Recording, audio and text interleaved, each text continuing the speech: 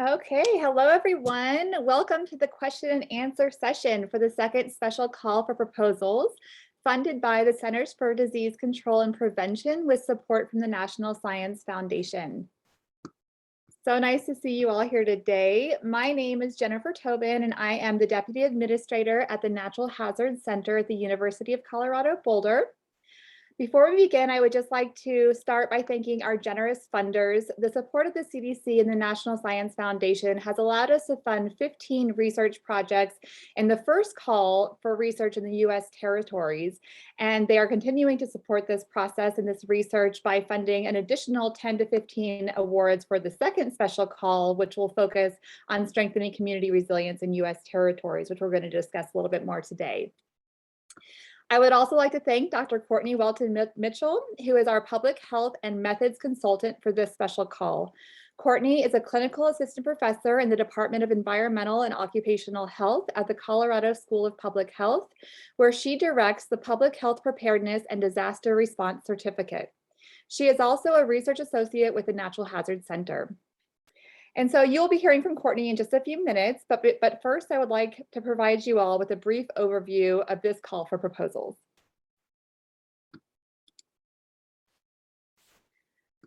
Okay, so for just a little bit of a background context, you can find the details of both special calls, call 1 and call 2, at the links provided here. We will make sure and share these slides on our website after the call, on the Natural Hazards Center website on the second special call for proposals page. You can also find the reports that came out of the first special call at this link here to review those and see what happened during that first call if you weren't included in that. And so just really quickly to highlight some really important parts of the special call that we're talking about today, and then Courtney's going to talk about the consultations and the public health aspects of the call, and then we're going to open it up to question and answers. So please feel free to drop your questions in the chat box or just hold those to unmute yourself after we give our little brief presentation here, and you can just ask your questions to the group and we'll try to answer them to the best of our ability. So first, what is the special call about? This is about strengthening community resilience in the US territories. We have enough funds to fund between 10 and 15 awards in the amount of $25,000 to $50,000 each. The research must focus on improving community resilience in one of the inhabited US territories of American Samoa, Guam, the Northern Mariana Islands, Puerto Rico, and the US Virgin Islands. And it can focus on one or more of these territories, or it can be a comparison study focusing on one of the territories and the mainland, but it does have to include a focus on at least one of the territories. The focus areas of this special call specifically are public health workforce management, multi-sector preparedness partnerships and coalitions, engaging community-based partners to improve outcomes for at-risk populations. And you can learn more about each of those focus areas in our special call guidelines on our website. The focus of this research, we would like to see a lot of applications, proposals discussing applied and/or translation research is what we're going to prioritize, but we are welcoming all different types of research, of course. Research teams must be interdisciplinary, and we have some links on our special call page to guide you to teach you a little bit more about what that means. And then all the research proposals must include clear public health implications for practice and/or policy. Some of the key due dates that we want you to be aware of for this special call is that prior to submitting your proposal, we do require that you, the lead investigator, sign up for at least one pre-award consultation meeting. These are just 15-minute meetings that Courtney will talk a little bit more about, but you can sign up. The link is right here, but it's also on our webpage as well. And she's holding a lot of 15-minute consultation meetings between today and September 29th. Then your final proposals are due using our online form, and they're due no later than 5 p.m. Mountain Time on Thursday, September 30th. And we will announce the award winners after we review all the proposals no later than October 27th.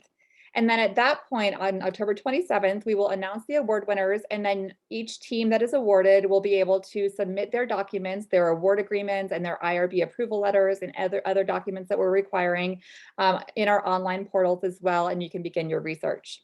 And then the first round of reports are due on April 1st, 2022. And so some of the key post-award project deliverables that we want to point out is that just like we had a pre-award consultation meeting, you will also be required to have a post-award consultation meeting during your research progress, just to be able to talk with Courtney Walton Mitchell, get some feedback and advice. She can help steer you in the right direction if you have any questions about what parts of your research to highlight in the reports and things like that. Then you will submit your first 20-page single or double-spaced report by April 1st, 2022. And we will give you, Natural Hazards Center has guidelines for how to structure and format your report. And we'll give those to all the awardees once we send those final award announcements out. And then you will present your findings during an internal meeting. This is kind of a unique award process where we have multiple rounds of editing because we really want to help you strengthen your research and your reports. And so you'll submit your draft report to us. We then send it to a group of public health experts and peer reviewers, and they will review your reports. We'll host this internal meeting on May 3rd that you'll attend. You'll give a little brief summary presentation of your key findings, and then you'll get feedback from the peer reviewers who have already read your reports. And they'll help to guide you and then give you written editing feedback as well. And then you will submit your final report to the Natural Hazards Center no later than 5 p.m. on July 22nd, 2022. So you'll have time between the April 1st submission and the July 22nd final report due date to make updates to your report based on the peer review feedback that you get. And then we'll do one final round of copy editing in our internal team so we get it prepared for publishing. And we often will send that back to you, but it should be a very quick process where you can just read through those final copy edits and give us back anything that was missing, and then we'll publish those online. And then as a final step in this award process, you will participate in a final public webinar open up to the entire public to present your key findings on August 4th, 2022. So just a couple key considerations for this award process. This is a very short time frame. We understand that. You only have 5 months from the time that the award is activated and you're told that you received the award money to when that first report is due. And so we want to make sure that in your proposal that you include a clear timeline that is feasible for your plans for data collection, analysis, and report writing. And so make sure you include that in your proposal. Make sure it makes sense with the methods that you're using, that you can actually collect that data, that you have a clear plan for being able to do this and write the report in a timely manner, because the due dates are final, unfortunately. And so also I wanted to let you know that how the award funding is distributed is a little different than a typical grant that you would get from a federal funder or something. And so how this works is the lead investigator, as designated from the proposal, must be from an academic institution at a US state or territory. And then you can actually have us distribute funds directly to up to 5 different individuals. So you can split the money however the lead investigator sees fit across 5 people. And those other 4 people do not have to be from a academic university. They do not have to be in the United States. They can be international. But that lead investigator does have to be from an academic university within a US territory or US state. Okay, so once all of the IRB approval and award agreement documents are submitted, we actually send the money directly to you as an individual and the team members that you assign to be award recipients. This money does not go to your university. We do not pay any money in overhead costs for your university. It just goes directly to you. And then anybody who receives award money is individually responsible for any tax ramifications that come with receiving the award, very similar to how you would receive a fellowship or a scholarship. That's how this money is distributed. That's the only way we can do this to the University of Colorado Boulder. And we cannot offer any tax advice or any questions about that. You will just be receiving the check in the mail directly to you at your home address, probably, or your office address, but not directly to your university. Okay, so I'm going to now hand it over to Courtney Walton Mitchell, who's going to be talking to you a little bit more about the public health implications and about the 15-minute consultation. So I'm going to stop sharing my screen now. Thanks so much, Jen. So I'm going to go ahead and screen share here, and hopefully we will have lots of time by the end for all of your questions as well. So my name is Courtney Walton Mitchell. Thank you, Jen, for already introducing me. Basically, my role here is as a methods consultant to support all of the teams. And so I think it's appropriate that I start with a bit of an introduction. As Jen said, I've been affiliated with the Natural Hazard Center as a research associate. That's actually since 2012. And then in 2018, I joined the Colorado School of Public Health. At the School of Public Health, I direct the Public Health Preparedness and Disaster Response Certificate Program, and that sits within the Environmental and Occupational Health Department on the Anschutz Medical Campus. My particular background in research and training is in mixed methods and quantitative research, including intervention development and testing, but I do have some publications that are exclusively qualitative. So I have an appreciation for mixed methods approaches. I'm also engaged in my own domestic and international public health disaster research. And among other courses, I teach a research methods course focused on disaster research at the Colorado School of Public Health. So the idea of the methods consult is that there are 15-minute consultation sessions that are mandatory pre-submission. And if you want to sign up for more than one session, for example, if we meet for 15 minutes and you feel like you have follow-up questions or the time was inadequate, you can go ahead and sign up for a second session. The expectation is just that you have at least this 15-minute check-in. And the purpose of this is just to be a sounding board for you all for questions, concerns, clarifications, and more specifically to answer methodological related questions. Again, to be a resource for applicants as well as to strengthen proposals. So strengthening proposals involves really two pieces. One is ensuring methodological rigor, regardless of the methodological approach used. That could be qualitative, quantitative, mixed methods, intervention, translational research, and also supporting researchers in considering public health integrated approaches and public health implications. So you'll see when you submit your proposal, you'll be asked to elaborate right away at the start of that submission form on the public health impacts. So there's really a translational emphasis here. And then, as Jen mentioned, I will be available for after award support during preparation, implementation, dissemination. So when you go to the actual landing page for the special call, the link that's been provided and will provide again in this forum, you'll scroll down and you'll see that in the pre-award information, there are links to sign up for the consultation slots. So that's right below where there was a link to register for this webinar, although you may have accessed that through the top of the page, but this is specifically links available under the pre-award section right before the proposal submission component. And when you click on that link to register for a consult, some of you are already registered, that's great. It will take you to a landing page, Calendly, and you'll see a calendar. What I've done is between now and the submission deadline, I've provided consultation session options on Wednesdays. So I have large blocks every Wednesday. I apologize if it doesn't work for anyone. I'm hoping though, because there are multiple Wednesdays offered and a relatively large block of time, that this will work for all applicants. Once you register for a slot, you'll receive a confirmation email, and that confirmation email will have the information on the Zoom link. The landing page also has the information on the Zoom link. One of the things that I can do during those consultation sessions is not only answer specific questions, and ideally if you come with specific questions, that would be really useful, but I can also give you a little bit of guidance and support around where you might find some additional resources. For example, we have through the Converge website, for example, on the left here, part of the check sheet series, which is looking at research table design, basically walking you through research questions, why, when, and how, unit of analysis, types of methodological approaches.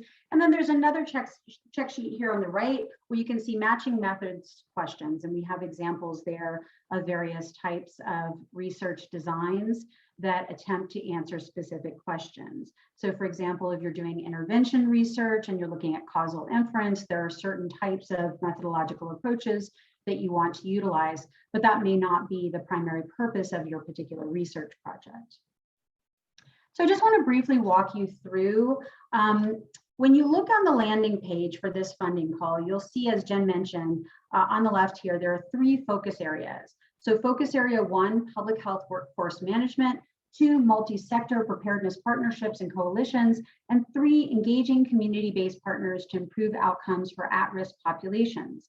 Now, I can talk through during these consultations with you your ideas and let you know if it seems that your ideas are a good fit with one of the focus areas.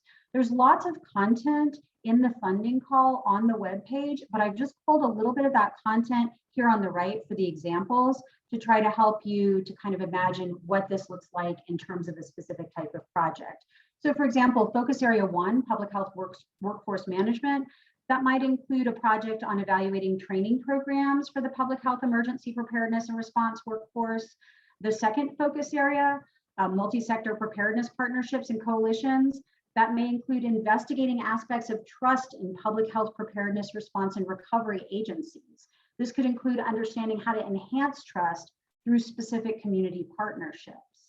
And then finally, engaging community-based partners to improve outcomes for at-risk populations. This may include approaches to community needs assessments or engaging with community-based partners in response to recovery transition, or effective methods for communication of health information in partnership with communities. So a few reminders. This is information that Jen has already covered, but this is something that we can talk through on these consultations as well if you have any lingering questions or concerns. So a reminder that the focus is on the US territories. Also a reminder that the section on how the funding will be issued is an important section for you to read through, because this funding is really more of a stipend model. It's not set up like a traditional grant, so there are no indirect costs allowed and tax implications have to be managed directly by the recipient. As Jen mentioned, the timeline is limited. So from start of project to final report submission and final dissemination and wrap up, basically end October, you're really looking at November 1st start date for projects. And then that final report is due April 1st. So while you are engaged in some additional uptake and dissemination activities, potentially through front of August, this is really a project timeline that stretches from November 1st to April 1st. And Courtney, just real quick, I want to point out the typo of 2023, not 20, it should be 2022. Oh, I'm sorry about that. October, yes, thank you. That'd be a much better timeline, but. yes. No, that would be much better. That's my fantasy timeline. We started the year. So I want you to just think about considering how to frame the project team and research questions also in terms of the required interdisciplinary components.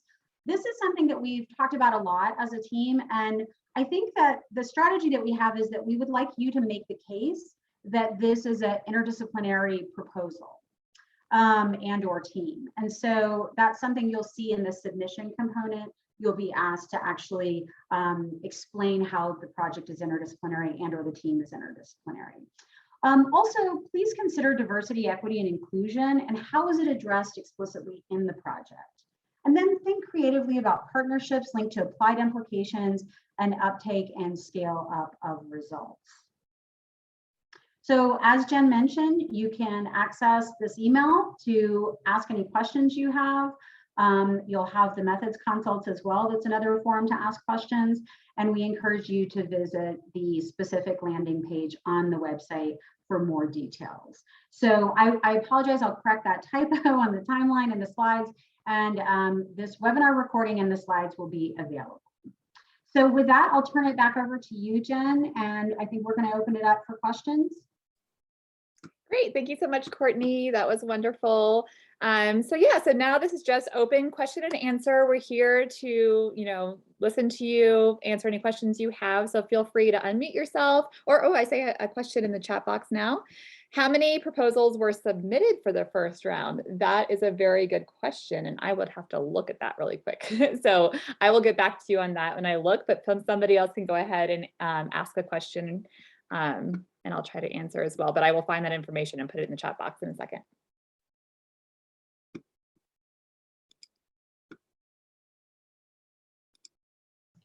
I have a question. Yes. Hi, so in terms of the interdisciplinarity of the teams that participate for this grant, do they have to have literally come from different disciplines, or if you have 2-3 people that share a discipline? I think that my question goes along the convergence component of the grant. And how would that look like in terms of the the researchers that are forming part for the successful grants?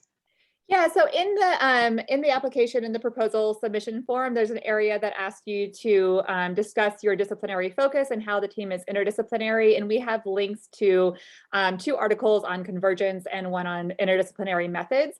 And so it can, it is not completely subjective, but there are some disciplines that are an umbrella. And within that, there's a lot of different interdisciplinary approaches within an umbrella discipline. So we don't want to discount that there may be a variety of public health experts that are coming from different methodological, theoretical backgrounds, but are working under public health. And so we might consider that as being an interdisciplinary team. But if we have 3 sociologists that are all looking at education using the same toolbox and the same theoretical lenses, that probably wouldn't be considered interdisciplinary. Does that make sense? That makes total sense. Thanks so much. And just a quick follow-up. Can community partners be part of the co-PIs of the grant? Absolutely. We actually would highly recommend that. We love the community partnership as a key component of this research. So anybody who has letters of support from a community partner or having them actually on the grant, on the award is great. And that's going to be highly prioritized. Thank you. Yeah.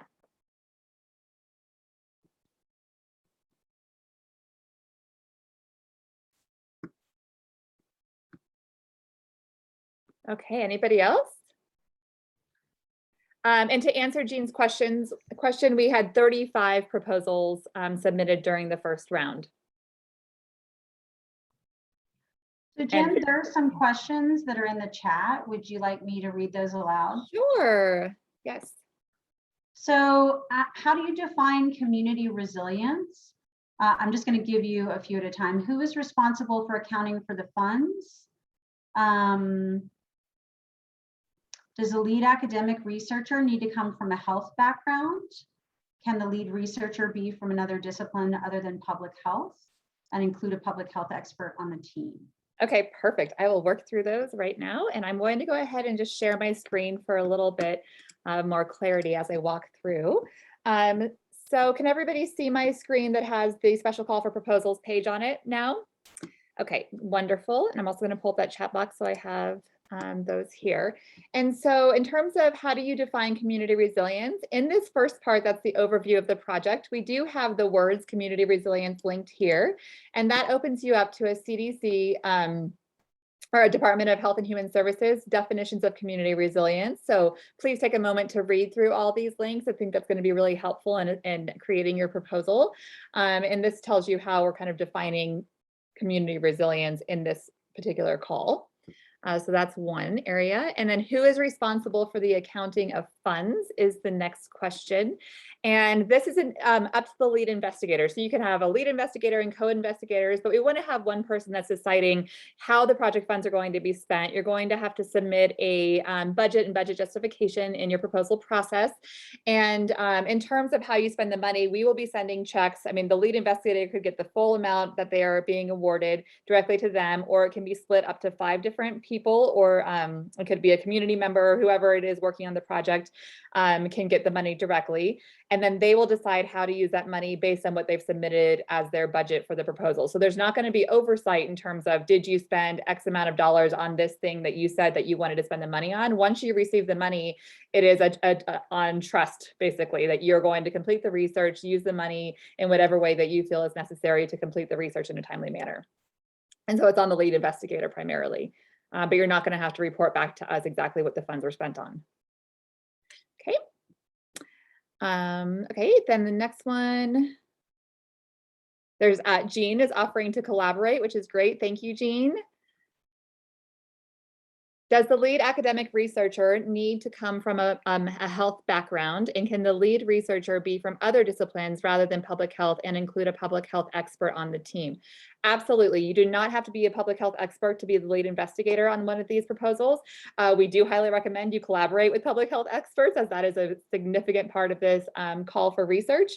And that you, even if you are not a public health expert, it is very important that you include what your anticipated public health implications and outcomes will be when you're writing the proposal, and that your research really takes that lens and makes sure that there are public health policy and practice implications for how this research could be used. Okay. If I have collected the data, is that okay? Okay, so I think that this question is about pre-existing data, like have you already collected the data? So one thing I wanted to point out here, and it's in the call for proposals as well, is that if you were funded on the first round of special calls, we are actually going to prioritize people who were not funded during that special round. However, the first special call. However, if you were funded on the first special call, you're eligible to apply if you have a new project that you want to apply for, or if you are making a significant addition to the project that you already were funded on. So a big substantial contribution in addition to what you've already contributed with the first round of research. And then yes, we are allowing people to use pre-existing data and data sets. You do not have to be collecting data like in a perishable data sense that we usually do in these award funding projects. And so yes, if you already collected data, that's good, but you have to be able to explain how you're going to use this money to make a substantial contribution in the area of public health with the data that's been collected. Okay. Let me look at other questions. And Courtney, if you have any additions, please feel free to just jump in and answer as well. Sure. You can see, Jen, there was a question about how to access the reports from the first call, and I put the link in there. Oh, perfect. Yes. And so I'm just going to show you for just kind of situational awareness too. Let me share my screen really quick again.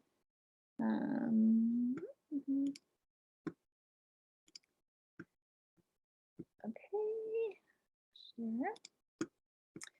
Okay, so this is our Natural Hazard Center webpage, and on the top bar here, under award programs, we actually have 4 big award programs that we run. We have our regular Quick Response Research Award Program, the Public Health Disaster Research Award Program, Weather Ready Research, and Mitigation Matters, which Courtney actually is the administrator on. And then if you click on Public Health, it brings you to this sub-menu, and this has all of the information from all of the research focused on public health. So you can find both special calls, the one that's already completed here is one, and then the second one here. And then under reports, you can find the public health reports that have already been created. And then your reports, if you're awarded, will also be added to this public health reports page and become part of the public health report series here. And under the special call 2 is the one we're talking about today. You can find all of the details here. You can submit your proposal here. You can sign up for a public health consultation with Courtney here as well. And all the information you need should be in this page. And of course, you're always welcome at any point to email me or Courtney. Our main address for this research award program is has.research.awards@colorado.edu.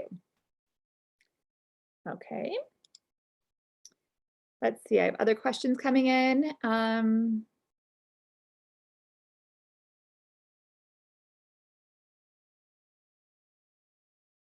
How do peer reviewer impact publishing in peer-reviewed journals? So we do allow any of the research reports that are published on our website to be submitted to journals. It's really up to that journal whether or not they're willing to accept what you've already have published on the Natural Hazard Center website. So oftentimes these are preliminary reports that people are submitting. They write the report in the Natural Hazard Center under our guidelines for submitting this report to be published on our site. And then often they expand on those to create journal articles and peer-reviewed journals. And so that really is a negotiation between you and that peer-reviewed journal, but it does have to be published first on our website. And if I could just elaborate on that, I mean, as a researcher, I recognize that this is a concern. And I think that historically, people have been quite successful in just making sure that the content and the framing differs in that published report on our website relative to what they're submitting for a journal. And we haven't run into difficulties with that, but I recognize on the surface, it is a bit of a challenge. Yeah, thank you, Courtney. And there's a question about having IRB approval before submitting the proposal. This during the first special call, this became kind of an issue, and it had partially to do with COVID-19 and the universities not being open, and the IRB, the Institutional Review Board, is not functioning at their full capacity level. So I'm hoping this doesn't happen, but there were quite a few delays. And so you don't have to have your IRB approval letter when you submit, but you will not receive funding until you do submit that IRB approval letter to us. So we can award you and say, you know, you're going to receive this money, but then you are required to submit your award agreement that you sign and tell us who to send the money to. And your IRB approval letter needs to be submitted before we can release those funds. And so I would highly encourage you to start working on the IRB now if you can, to get that, because sometimes there are some delays. And given that this is a short time frame, I would hate to see your research be delayed because the IRB takes so long sometimes, depending on what university you are at. If the proposal doesn't need an IRB approval, if the proposal does not need an IRB approval, we will just need a statement from your institutional review board saying that it's an exempt project. And so we do have to have some communication around your institution, the lead investigator's institution, saying that this project does not require IRB approval and it's exempt. But that's their determination, not ours. How many applications are we expecting for this grant? We're not really sure. We're doing a lot of promotion. I think we're doing more wider promotion this time because we are sending out the notices to public health listservs and things that we didn't do last time. So I'm hoping that, and given the traction of this first special call, I'm hoping that we have a lot more submissions this time. That's what we're looking forward to, but it's hard to tell how many people are going to submit.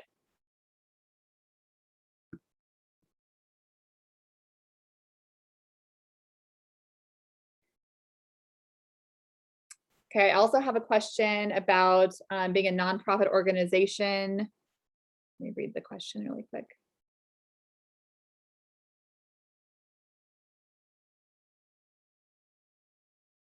Okay, so the lead investigator does have to be from a U.S. academic institution. So a university or college in one of the U.S. territories or in the mainland. The lead investigator does have to be an academic, but all the other people in the project do not have to be from an academic institution. And she says, does this impact at the workforce as one of the focus areas need to be exclusive on the health industry? It just has to have a public health focus for the communities. And so it cannot be about workforce development for something that does not have to do with public health. So it does have to be connected to public health, not necessarily like a hospital, or I'm not sure exactly what you're saying with the health industry, but there could be other public health aspects in a community that are not considered health industry, if that makes sense. And feel free to elaborate your question if you have more details you want to ask there. Yeah, okay. Okay, another question. Can we solicit your advice on potential partners in the region?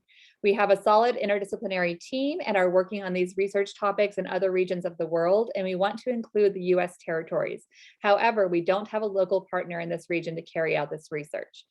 That is an excellent question, Corey. Thank you so much for asking it.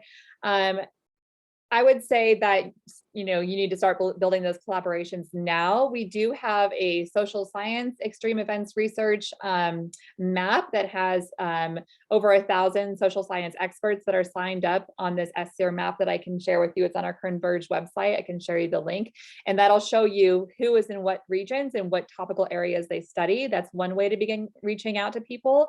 I would tell you that there could be because there's been so many disasters in these US territories, that I'd be very careful with how you reach out to people, just because some connections you might have or find at universities might be overwhelmed with their own research already. So we don't want to bombard people with requests to collaborate. But of course, if people are doing the exact kind of research that you're interested in, those partnerships are always highly recommended.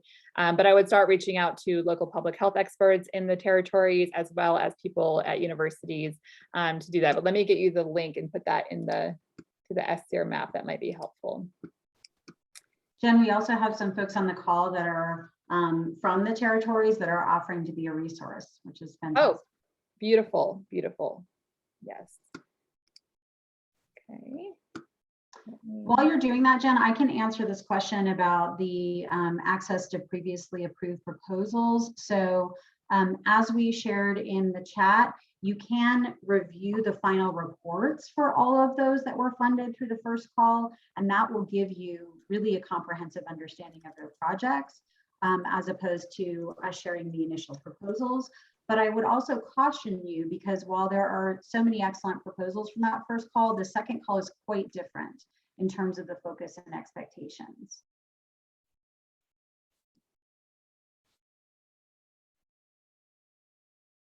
Okay. Thanks. So Jen just put this link in the chat that she was mentioning, the Social Science Researchers, a SEER international network. And you can try to link up with folks through that mechanism, some of whom are based in the region and might be working on topics that are similar to your research areas of interest.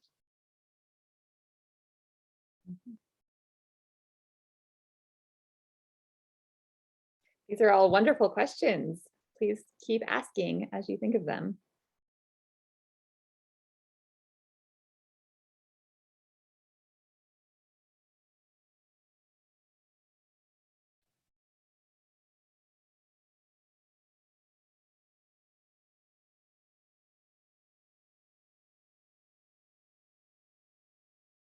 Jen, I'm just pulling this back up if you don't mind. I've corrected this now, this reminders, because I didn't know if anybody might have specific questions here. Corrected this timeline around the focus, the funding, the timeline stipulations, the interdisciplinary. We've already addressed some of these questions. Maybe how diversity, equity, and inclusion is addressed, and thinking creatively about partnerships. And Laura also just posted a great comment about willing to partner as well and to connect to other local researchers. Thank you, Laura. That's wonderful.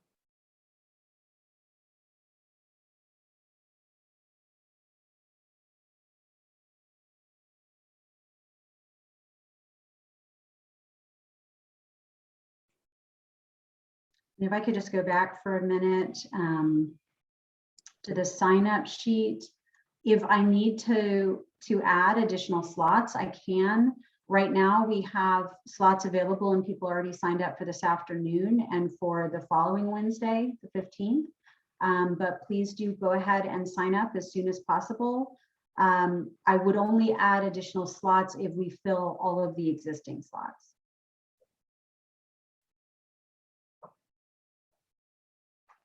Okay, we have another question. Oh, Brian is just also putting out there as a connection his information. That's wonderful. Thank you, Brian. And Qingwen as well. Well, it looks like we have lots of collaboration starting already. This is wonderful. That's the best way. That's fantastic. I think starting with really strong partnerships, for example, between academic institutions and local public health authorities, civil society, community-based initiatives is really a rich way if you have the time and ability to start and co-create the research questions and the research agenda from building it from the ground up. Yeah, and this really is, the focus here really is about strengthening community resilience and having this research be applied in a way that communities can use to actually benefit the people on the ground. So those community partnerships are really key here. Yeah, and I would encourage everybody just to really, take some time and really read through the proposal guidelines and click on all those links that are linked out and everything to get more information as well. Because there are a lot of details included there, but hopefully the more information is actually going to help you build a better proposal.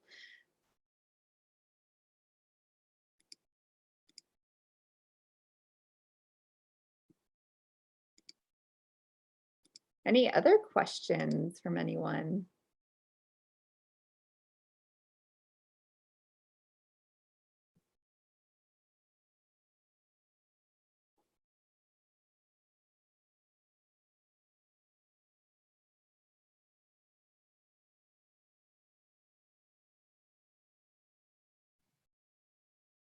Jen, perhaps we can keep this open for a few minutes, even if people don't have questions coming in.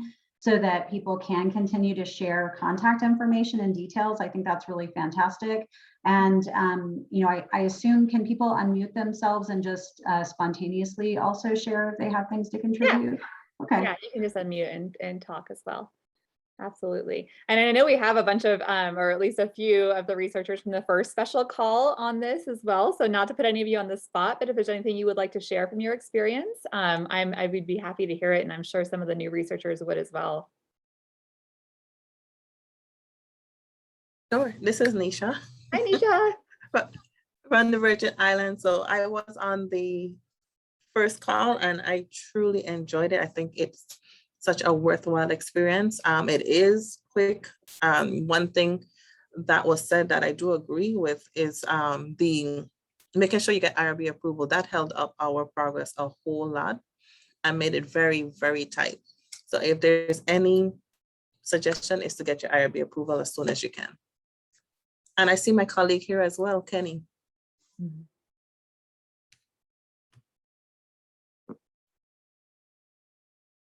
Thank you, Nisha.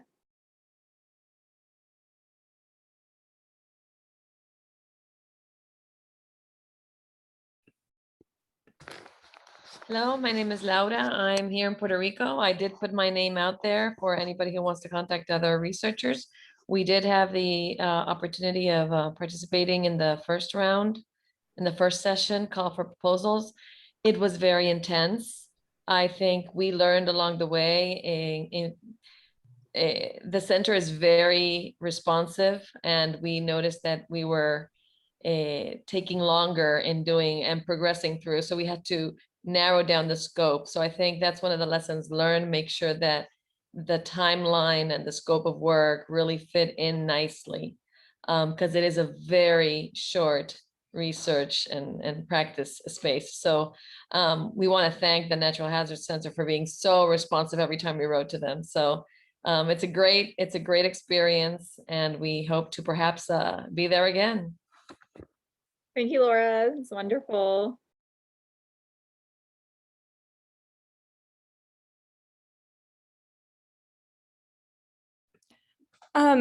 I have a question for those of you who have gone through the process about your experience with scaling up the research or the outreach. Can you explain a little bit more about how you built that into your proposal and how it ended up when you after the project was over? Hi, Corey. My name's Allison. I was partnered with Laura on the research project, and we're still in the process of dissemination. And I will echo what Laura said. It's been a really great experience. NHC has been super responsive. And one of the things that I really loved about the process was how much time they give in the timeline to dissemination. So they emphasize that you have 5 months to complete the project and do the final report, but they really give you a good amount of time to carry out your dissemination activities. So for example, our team, besides the report, that was our first product, but we're committed to working on an academic article, and we're also committed to returning our findings back to the communities where we conducted research, primary data collection.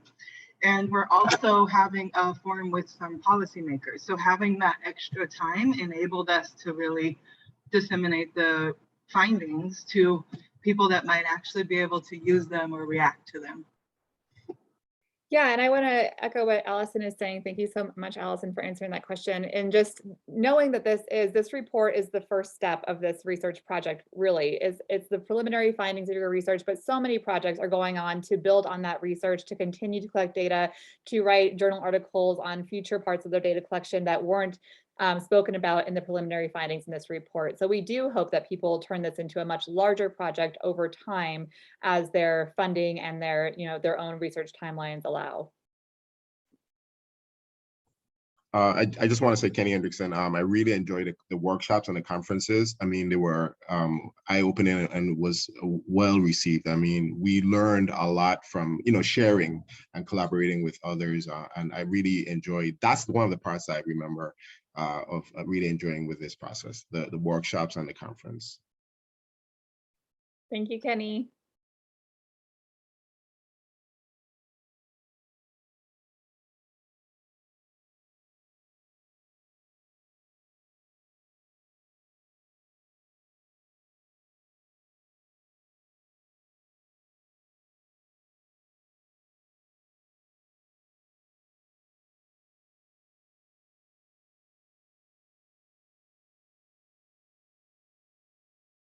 And also please know that in addition to the check sheets that Courtney shared, we also have a lot of resources on our Converge website, which I shared the website link in the chat box too. And there's training modules for all different aspects of doing research. We're in the process right now of creating a public health module that it'll be required that you take that prior to submitting your final report. It's not quite completed yet, but we'll let everybody know when that is. And it's just a short training module that you take online, and you get a certificate once you're finished, and you'll submit your certificate to us along with your final report. But there's lots and lots of resources available to help you. And the Natural Hazard Center team is always ready and willing to answer questions and to provide you with more resources and connections as we can.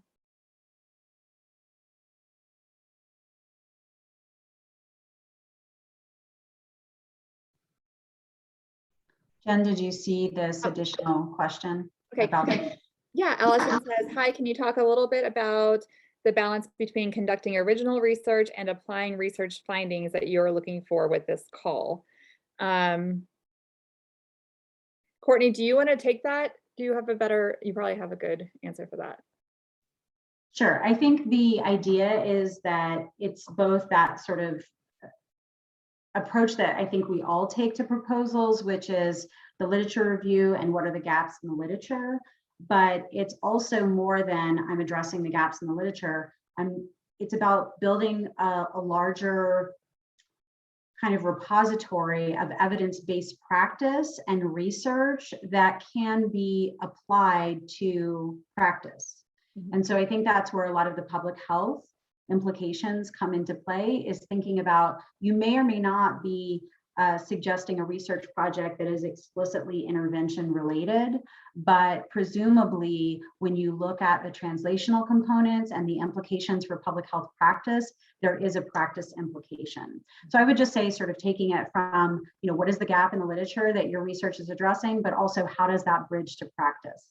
I don't know if you want to elaborate on that, Jen, or you have other thoughts about that. Yeah, I think that's very, very clear. And I think there also is a, room for a spectrum of research projects, right? So some might be, really doing your original research and then, writing about what the implications for public health policy and practice are, and being very clear about those implications. And others might be, further along and really making those connections with local public health organizations and really kind of using their research in an applied way as they're doing it. And so I think there's just such a wide variety of approaches that you could take here, that it's hard to give explicit, what do we prefer or what is the goal. And I think that it's really about taking this very short time frame and the money that you have to do the best you can with what you have in this limited time frame, and then hopefully extend that on. And so even if you can't make that on the ground connection and create public health change on the ground with this in this short time frame, of course, hopefully you'll disseminate the findings like Allison was talking about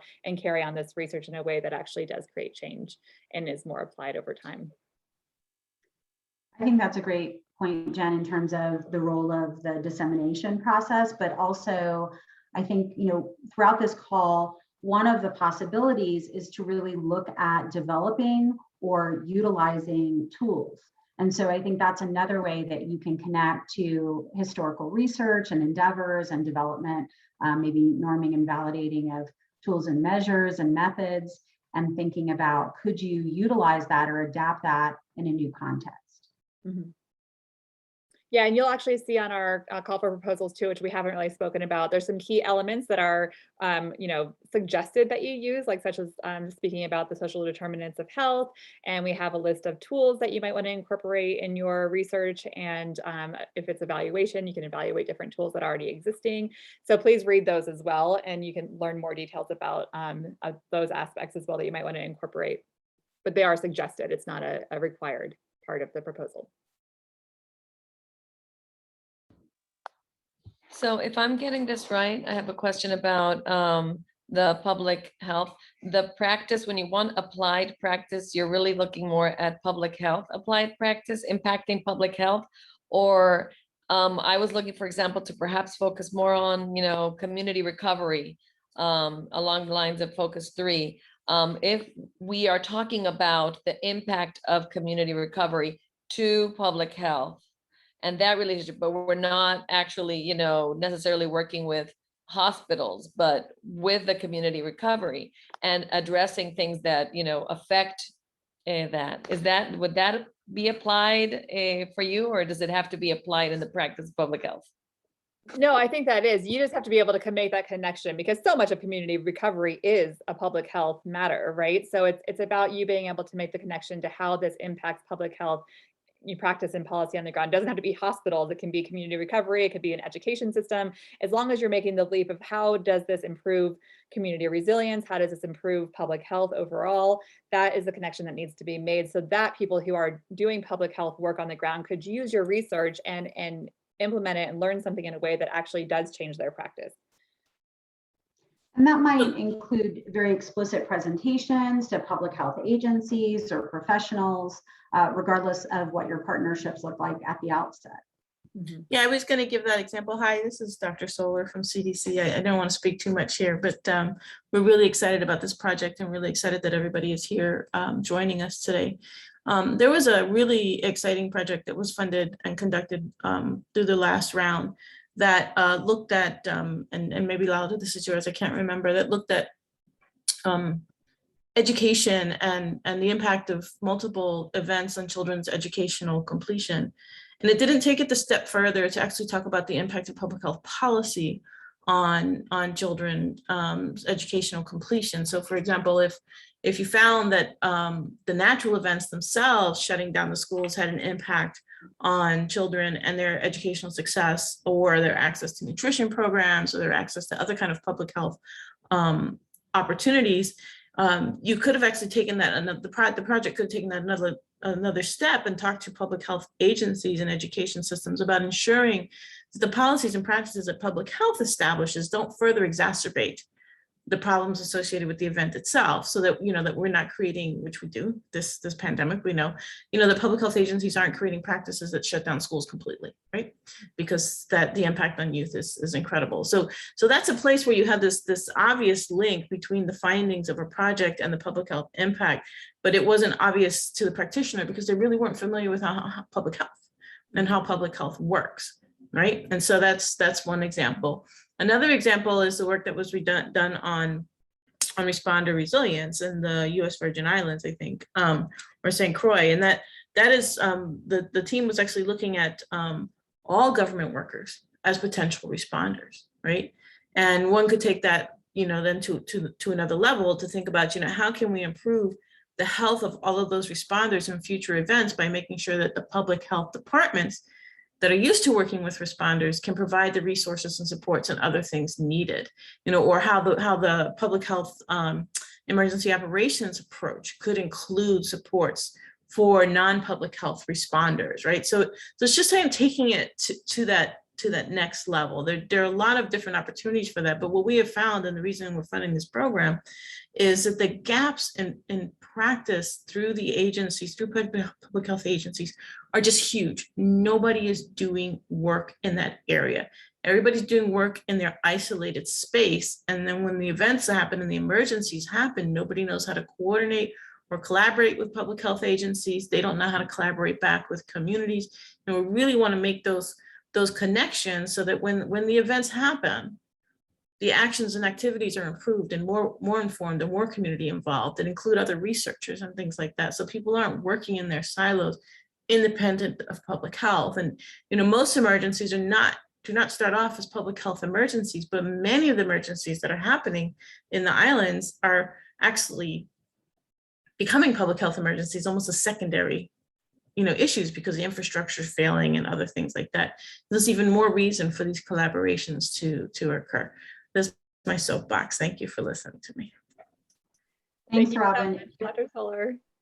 If I could just capitalize on something that Robin said, from the researcher perspective, from my personal experience as a researcher, I have found that if you have the luxury of the time and the ability to build those partnerships from the ground and co-create the research questions, then some of this kind of naturally takes care of itself. So you're not trying to extrapolate on the back end, but you've actually come up with a research infrastructure that inherently addresses contemporary issues like the examples that Robin is giving. Yeah, Thank you. And I just have, there's a question in the chat box that says how many proposals will be funded for this call. So it depends on how much money people are requesting. So we have a set amount of money, but we're thinking about 10 to 15 research projects in the range of $25,000 to $50,000 each is what our goal is for this round. And then I have another question that says, if approved, can we use the grant to request matching funds to perform other functions like disseminating information, developing educational material, etc.? And the answer is absolutely. We always encourage you to go to seek additional funding to continue the project and expand beyond what we're able to fund with this call. With all of our research award programs, we often see a lot of our recipients go on to get larger NSF grants that build on that research and stuff. So we, of course, always encourage you to get matching funds or additional money to continue the work beyond what we can offer here. And then, okay, so, oh, Tom's just introducing himself. Thanks. Hi, Thomas. Thank you for introducing yourself and offering your email there.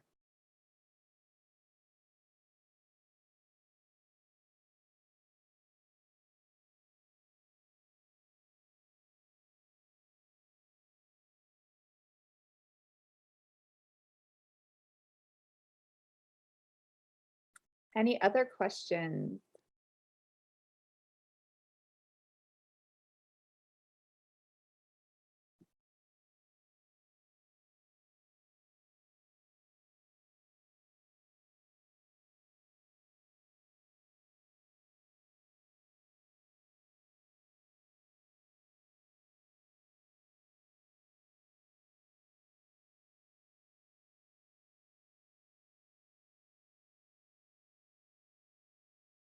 Can graduate assistantships be funded by these grants? So this is a little bit tricky. We do absolutely encourage you to have students on your project, and we can send those students money directly if they're one of your graduate research assistants. However, they are not going to be paid through a typical mechanism of us being able to give money to your university and then their pay comes from the university. So that is the only criteria that's a little bit off with that. You can hire them, but they will have to receive the money in the form of the scholarship where they just receive a stipend directly from us, which they'll be responsible for any tax ramifications that come with that money, or you can receive the money, be responsible for the tax ramifications and pay them directly yourselves. So that is totally up to the lead investigators on that. But we do encourage their participation. They can even be lead investigators on the project if they want to. They can submit and be a lead investigator. They just have to also submit a letter from their advisor and a plan saying how they're going to complete the graduate studies as well as take on such a large project, managing a team and such.